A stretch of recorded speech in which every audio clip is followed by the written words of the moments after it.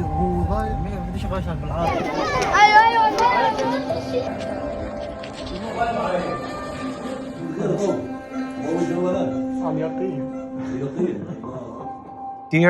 you will be shocked. Like, there is nothing to use from your previous knowledge. It's seriously a new, a new science. It's a war science. My name is, I'm Doktor Jazid al-Adżluni. I'm a maxillofacial surgeon, which is the part of surgeon that deal with the head and neck, let's say, surgeries. Here in Gaza, my mission to deal with the head and neck trauma within a team. My colleagues also from Jordan. We're a full team, like anesthesiologist, orthopedic team, and also general surgeon team. So we arrived in Gaza 3 weeks ago, and we are staying here until the end of September. Can you describe a bit, actually, how does it work? How does a doctor like you get to Gaza? Because we have heard a lot about the restrictions on getting there, on getting aid. So how was it for you getting there? What could you bring in terms of medical supplies or tools that you use, and also personal stuff that you need for the 4 weeks that you're there? The story began actually last year, because really I wanted to help, because I heard a lot of stories about how the staff in the hospitals here are so tired and they need any help, like any kind of help, from even instruments or even like being there to operate the surgeries. So I applied, but usually we receive a lot of denial, because when you applied through any organization, the other part, which is the Israeli part, they have the right to choose like yes and no to whom is allowed to enter or not. We noticed it's a random selection actually. So at the end, I get approval. So actually, the approval, you get it just 6 to 7 hours before leaving. So you have no time to get ready, to bring like the, let's say, the essentials, especially let's say about the medical stuff I need. But we tried our best. Like we were super quick, and once we got the approval, we start to pack, and there is a lot of also instructions. Like we are not allowed to bring a lot of food more than we need. We are not allowed to bring any medical equipment with us. We are not like even for money. Like we can bring only like approximately 250 euro. So that's considered like really little amount of money for a 1 month stay in Gaza. So this is let's say the beginning, and then we left let's say at 6 a.m. from Amman, and we arrived around 7 to 8 p.m. and I'm considered lucky actually to arrive at this time. My other colleague, he came the week after. He arrived at 11 p.m. So usually, like if there's a good road, it should take around 3 hours. But because of the border controls and the delaying, it can take up to 14 hours to arrive. So then we arrive immediately to the hospital, and next day we started like the mission and the application only through like NGOs organization, and like now I'm with Project Hope. I'm really grateful to this organization for giving me the chance actually to come to Gaza to help the people there. What are your living conditions there? Where do you live? Actually, we're staying in the hospital. Oh, okay. We have a dorm in the hospital, and you know this hospital, like it's actually it's become a hospital during the war. Before it was only maternity hospital. It was a very small building with only 2 operating rooms, like dealing with let's say maternity cases only. But because of the situation, they start to make like open all the fields, let's say here, just to compensate the shortage they have in the hospitals in Gaza. So now it is the main hospital actually in Gaza. There is no other hospitals left. Especially in the north, there is no hospital left. So suddenly this small hospital became the main one in Gaza Strip. And also about the living condition, actually, well, we consider ourselves lucky because here there is a generator, and so from time to time they are able to provide some of the gasoline to keep the generator on. Actually, it's a very small generator, but save energy. They keep cutting the electricity from this section to the section, like 1 hour here, 1 hour there. Even in the operation room, a lot of days we face like there is no electricity actually during the operation without any warning, because the generator, anywhere in the world there is a generator in the hospital, but only as a backup. You use it in emergency situation just for 1-2 hours. But here for 2 years they are using this emergency generator as the source of energy, like totally for the whole 2 years. And so also we are lucky. Yes, we are lucky because we have some actually water. From time to time there is a tank of water. They came to the hospital, the ministry here. They can provide water. We should be like the usage of water here is let's say it's so. I feel it's so critical situation with the water because like we are allowed to use only like a few liters a day. We're not allowed to consume much. Even sometimes before going to surgery, we need to wash, and we don't have sometimes water to wash, so we just wear gloves, and that's what the maximum we can do. And for the patient, it's even more horrible. Like for the patient, they don't have. They provide their own water from outside. They bring it from the street, from outside. It's the water in the hospital is not enough for everyone, and the hospital itself, it's a stack of people. Like I think like 400% occupancy of the hospital. Like from their original, like there is this hospital was built to have like 150, estimately 150 bed, and now they have more than 300-400 patients inpatient, and the people, like the beds are on the corridor, on the entrance, on the hallway. They are fighting for a spot to stay in, any empty spot. So this is the general situation in the hospital.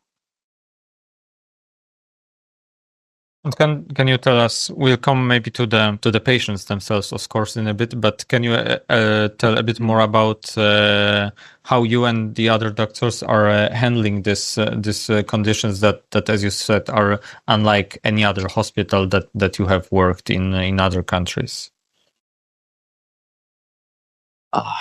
Actually, when you come here, like I'm expected to serve as a actual official, the way surgeon, the way I trained to be. There is a special instrument we use. There is special techniques to do the surgeries. But here, you will be shocked. Like there is nothing to use from your previous knowledge. It's seriously a new, like a new science. It's a war science.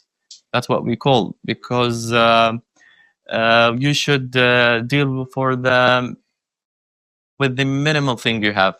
You should improvise. You should think out of the box. I don't know if I can mention examples, but like because in my specialty, like for the head and neck, if there is any traumas, let's say in the face, and like the eye is supported by bone, and a lot of cases there is a fracture of the bone, and the eye globe is sunk inside the face. So you should put any scaffold to keep the eye in its position. But there is no scaffold. We call it mesh. We have nothing. So just you suture it, and the eye stayed inside the face, sunk deep, and you have nothing to do. This is really heartbreaking.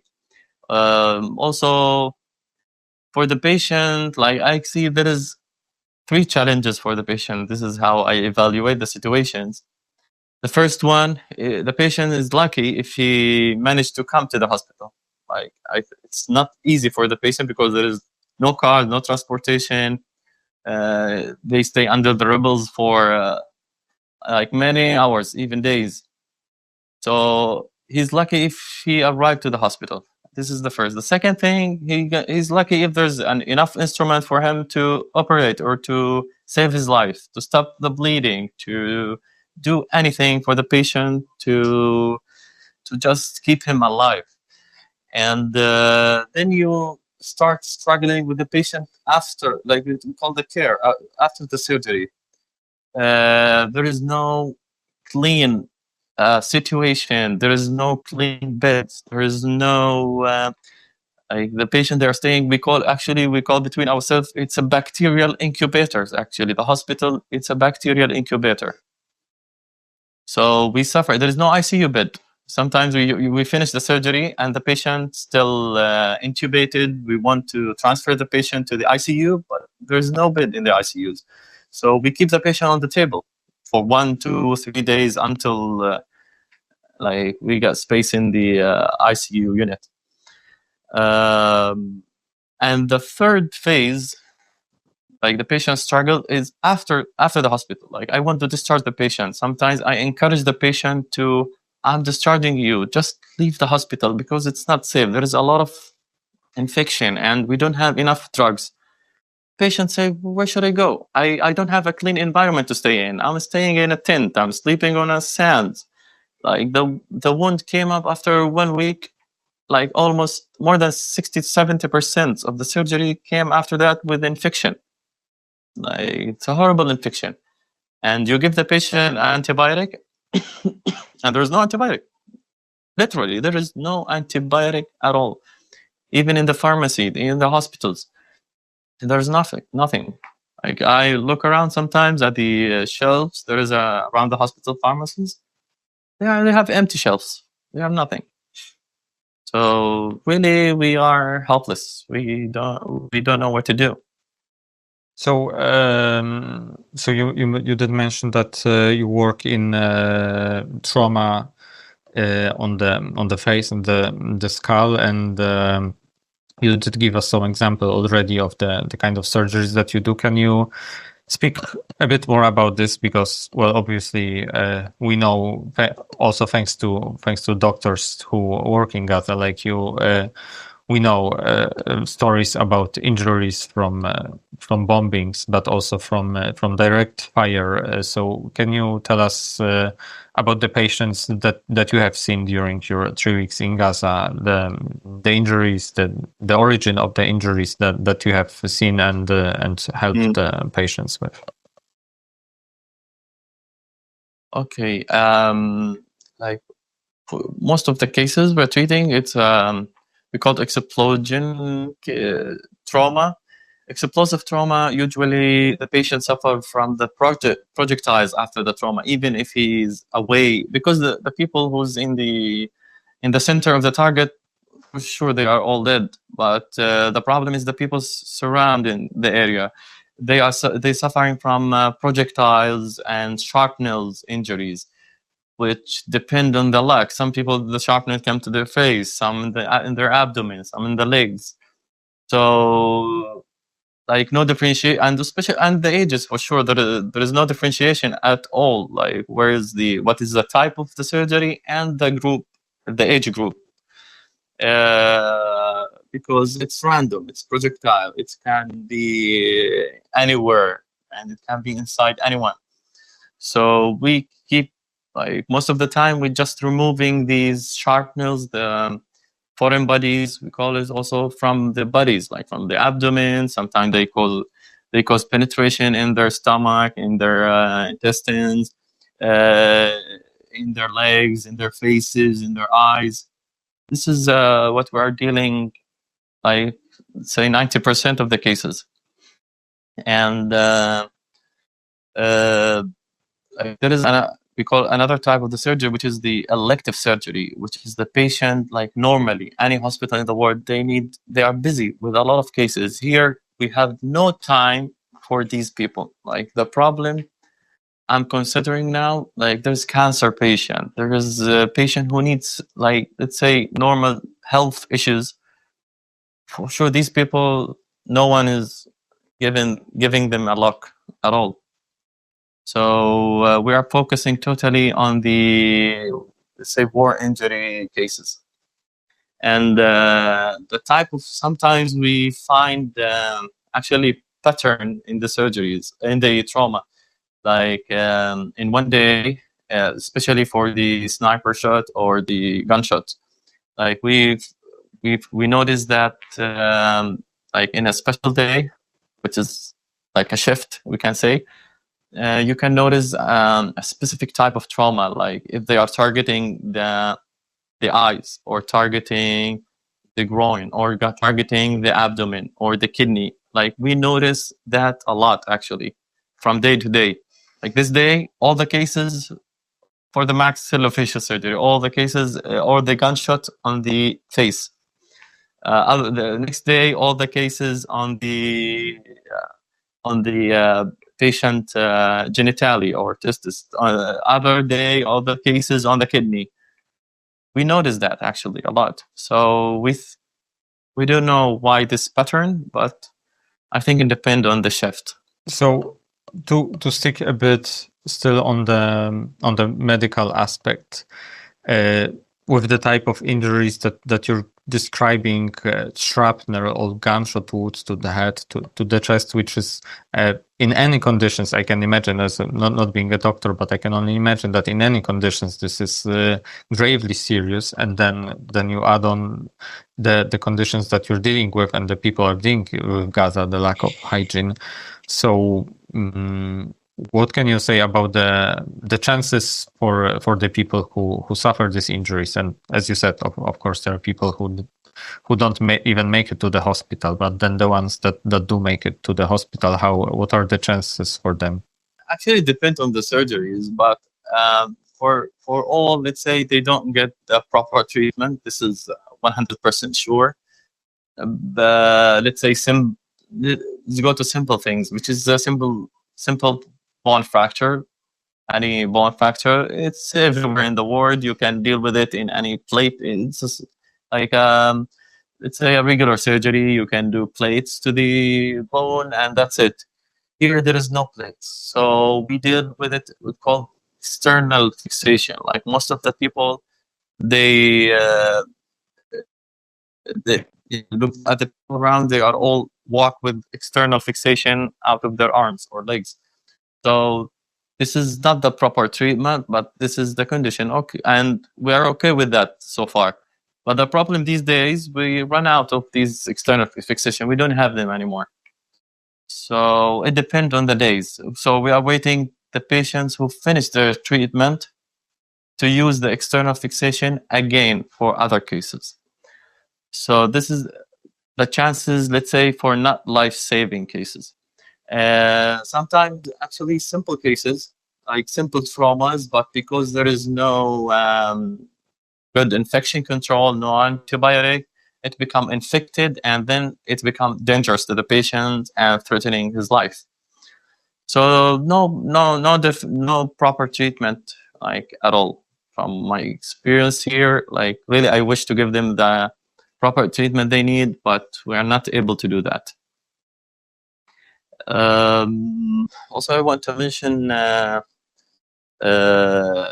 like proper treatment. It means the problem is also the chances increase if they have good nutrients after that, because like if you have a wound, you need to eat well, you need to feed yourself well.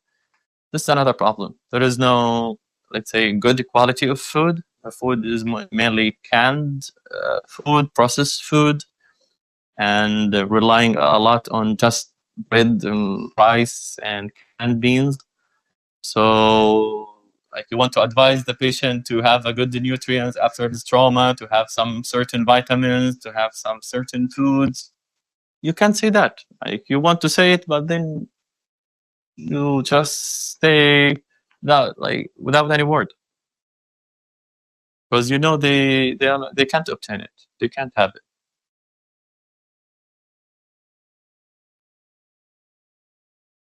So if he's lucky, I think the patient, if he's lucky, like his trauma would be minimal, and he get that, let's say, the decent treatment.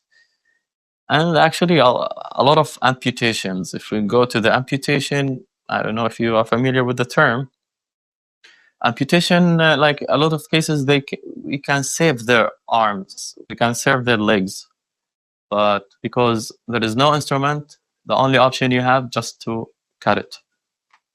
It is the safest option. In this way you save his life. But in other situations, you can save his leg. And there's a lot of kids with amputated legs and arms.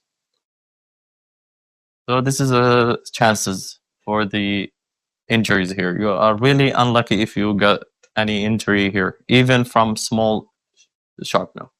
So can you speak a bit more about the malnutrition, the hunger? So you mentioned how this affects patients. Also, how do you?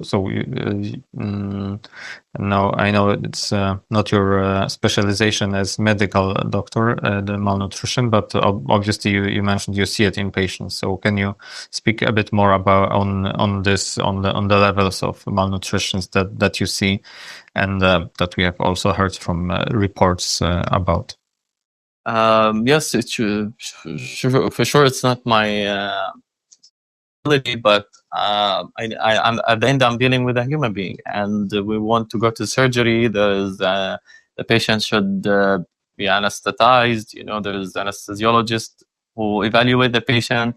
Most of the patient came with a very low hemoglobin or blood level, so we suffer sometimes during the anesthesia, and also because like what you learn, let's say, is in college, you like for any adult you use this amount of drug, but for the patient here there is a lot of disturbances inside the body called electrolyte disturbances, and also we saw like families, they came whole families because they are malnourished.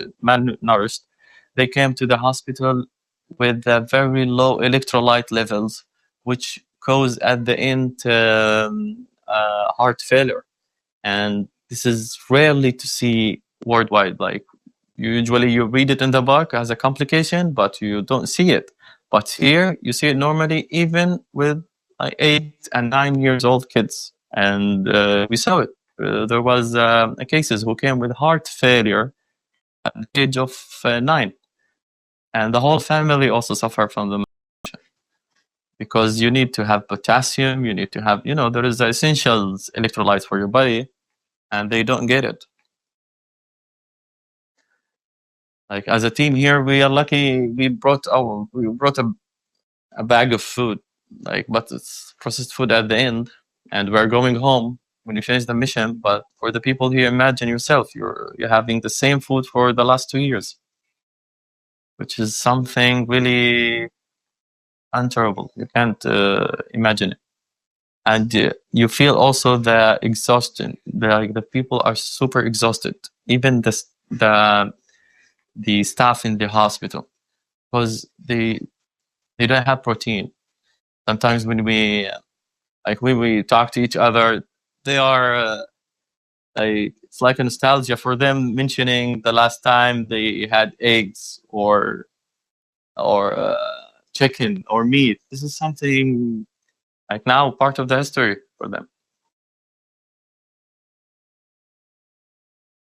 That was one of our question. Exactly. Do you actually have food there as a medical worker? Are you feed by food? You mean? Yeah, food. Yeah. Do you eat? Food. Actually, we brought we brought our food. We came as a group together So we brought a bag of food, but only canned food, because fresh food, vegetables, we're not allowed to have it, and also because it's 14 hours trip, you can't have any vegetables or fruits with you for sure. So actually, we are eating what the people eat here mainly. We have some couple of things from Jordan. I have for me, I have protein bars. I'm lucky to have it, but I brought 20 and I'm here for 30 days, so I have once daily. But the other people here, they are not lucky to have it. You mentioned that there are also days with patients coming, with a lot of patients coming from injuries. I also have read about mass injury events that hospitals are dealing with, and we have seen on the news that there is a new military offensive in the Gaza city, and that is also affecting the hospitals in other areas with people fleeing. Have you seen that in the hospital that you work in, or are you and the staff there are expecting that there will be even more people to treat with more fighting and more bombing in the Gaza city? Okay, actually now I'm living in a city next to Gaza city, and because of the displacement, they are blocking the roads. So I'm in contact with the people it's called the Shifa Hospital, which is the only remaining hospital in Gaza City. That hospital is serving almost 1 million people there. They live in a terrible situation. Literally, they do nothing now. So we asked them if they can transfer cases to our hospital, but they can't, because the road is blocked from the displacement. It's totally blocked. If you want to move from Gaza, it's only 15 kilometers, by the way. So if you want to move from Gaza to my hospital, it can take around 8 to 10 hours for 15 kilometers.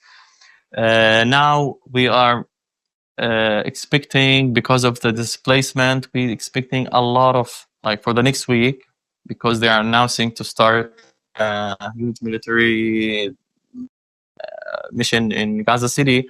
We're expecting next week to have a lot of cases. This week is a bit, let's say, stable, calm, 5-6 cases per day.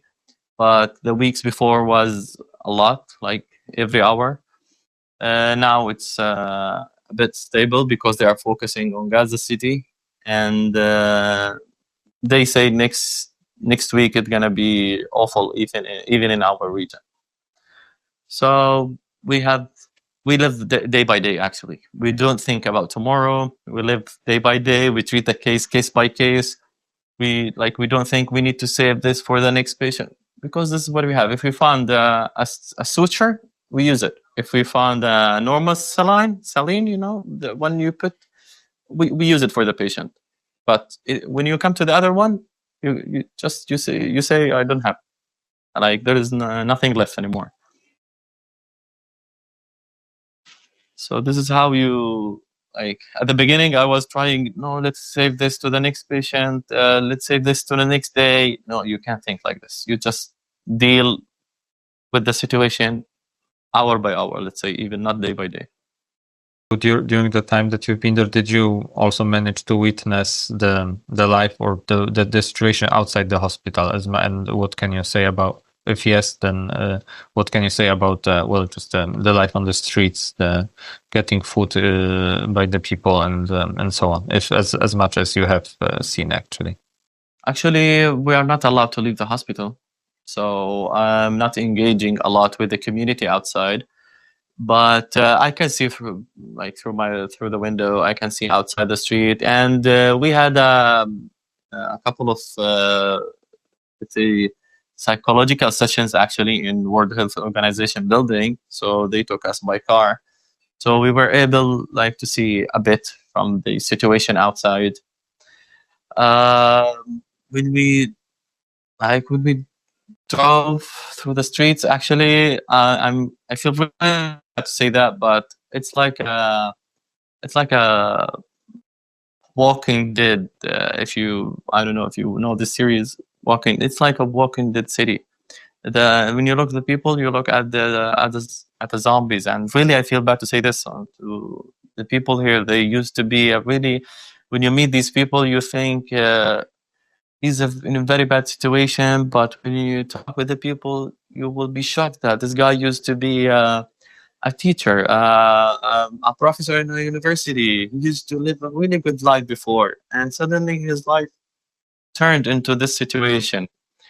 Even like the most, let's say, professional doctors and surgeons in the hospitals, when they come to work, actually they look different. They show me their photos before and after. I was shocked, like how they look before and after.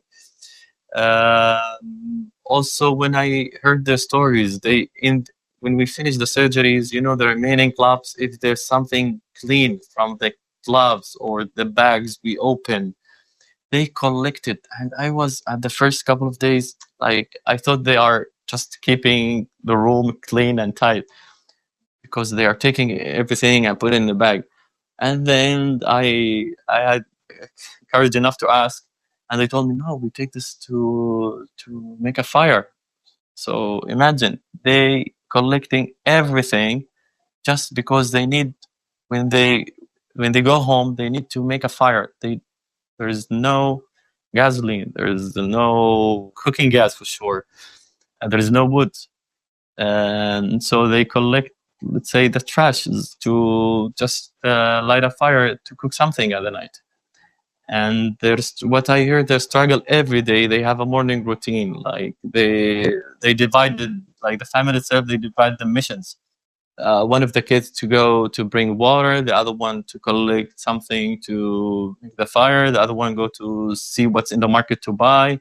And the prices in the market, for sure, it's really expensive, like crazy expensive. It's a war market. And this is what I heard, like from the lifestyle the life outside the hospital. But unfortunately we are not allowed to leave the hospital that much. I see. So and I saw actually the queues, like very long queue of people queuing for water, like just to get everyone holding a plastic bag to fill drinking water from tanks. They put tanks in the street.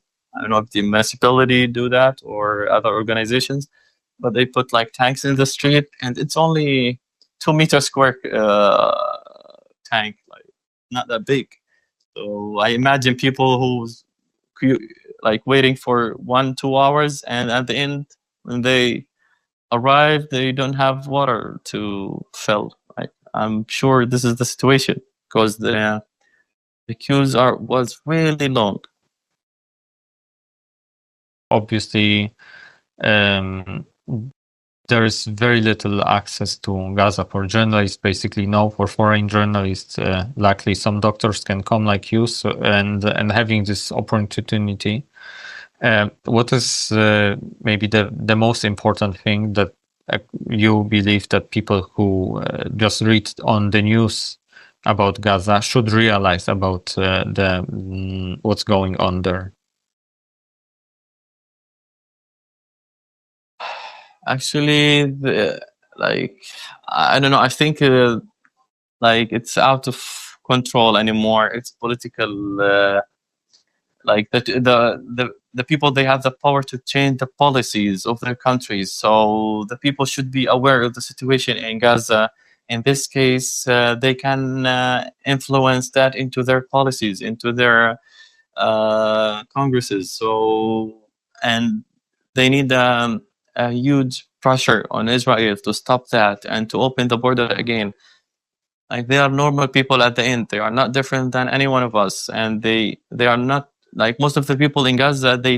I met people who like they are at age of 40, and they didn't leave Gaza at all in their life. They don't know how the mountain look like. Imagine, because the Gaza Strip is it's a flat region. They don't know how the mountain look like. They don't know how the life outside of Gaza looks like. So really, these people deserve a better life. They deserve to have their own passport. They deserve their own borders.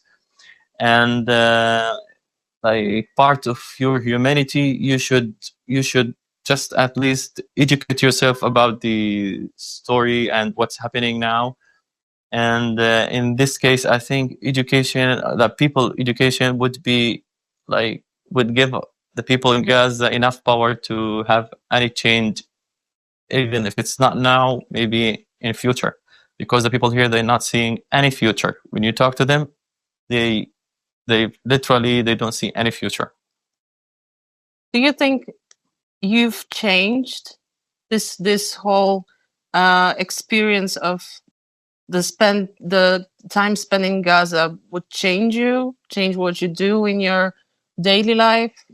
Actually, yes, for sure. It already changed my life, because now you will appreciate things you will never imagine it in your life.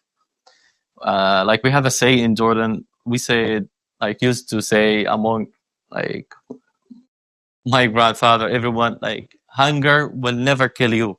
So don't be afraid of being hungry. This is the meaning of this term. But actually, in Gaza, the situation literally changed. The people can die and killed by hunger. Now, we live in 2025, and there's 2 million people, they can't manage to eat. This is something for sure change your life. And you look at the thing like the water, the tap water. You miss the tap water. There is no tap water. You miss, I don't know, soup. You miss the basic things you have in your daily life. So for sure, it changed me a lot. And that's why actually in our organization, they keep following with us with the psychology actually courses, because really it's not easy. Your life changed suddenly. And in light of that, if you had the opportunity again, would you come to Gaza to work one more time? Actually, yes, because you said that. You mentioned that before. You said that we are lucky to come here, because only the medical team, no journalists, no other people are allowed to come. So if I'm like as a medical, let's say, worker, if we are allowed to come, why not? Just come and help the people. Sometimes the people, they are so happy to see someone from out of their country. We talk with them. We, like, for them, I really find it a treatment for him, just to feel that there is other people from around the world. They are looking to their situation. They know what's going on there.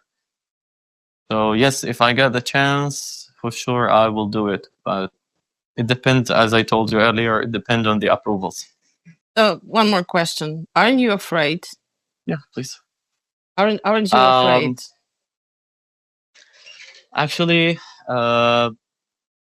it's a harder question, because no. Now, seriously, no. Because I think what I'm doing is something really,